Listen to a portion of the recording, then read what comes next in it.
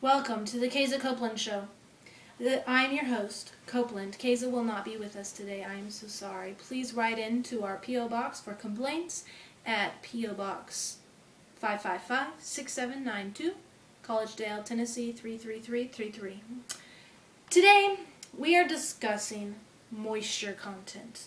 Now, moisture can cause problems in your shower with mold, in your wood from folding up, and there's many different ways that moisture can affect your life. Now, we were looking for moisture measurements to measure items of moisture. We came up with different products, a lot of, you have to poke a hole into the item in order to figure out what the moisture is. But we found this Wagner Moisture Meter, and it measures the product without poking a hole in it. All you have to do is push it up to an item and it will measure the content. Now, this moisture meter is meant for wood, and what you do is you just take this moisture meter and some wood and you hold it up like that. This has a moisture content of 8.2. Now, this machine is meant for measuring items such as this. And you measure it around and you can tell that the moisture meter changes from 7 to 8%. Now, I don't care about the moisture in my cutting board. My cutting board cuts fine, it's nice and hard, I don't need to worry about it.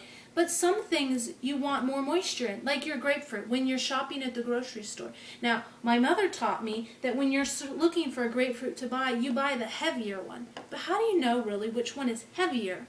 What you can do is you can take your Wagner Moisture Meter and hold it up to each and every grapefruit, and you can say, oh, 32% moisture content, that's a good grapefruit. Now, there's other things that moisture can affect, like your textbook. Now, many people cry and sweat, and they just put so much moisture into their textbooks. But when it comes to book buyback, they don't want to buy your book that has moisture in it. So what you can do is when you buy your book, take your Wagner Moisture Meter and measure the moisture content, 7.3%. Then what I can do at the end of the year is I can take this same book that I have poured many hours into.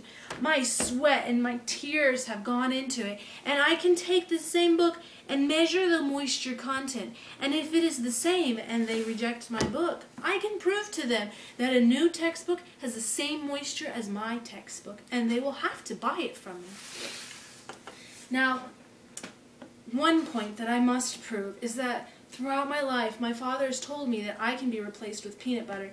Now today I want to prove to you that I cannot be replaced with peanut butter.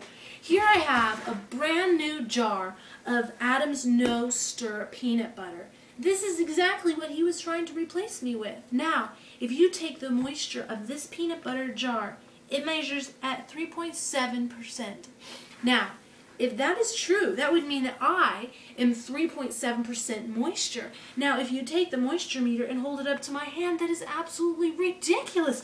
I am 32% moisture in my hand. That's not even where I take my water in. Just imagine how much more water I have in my stomach.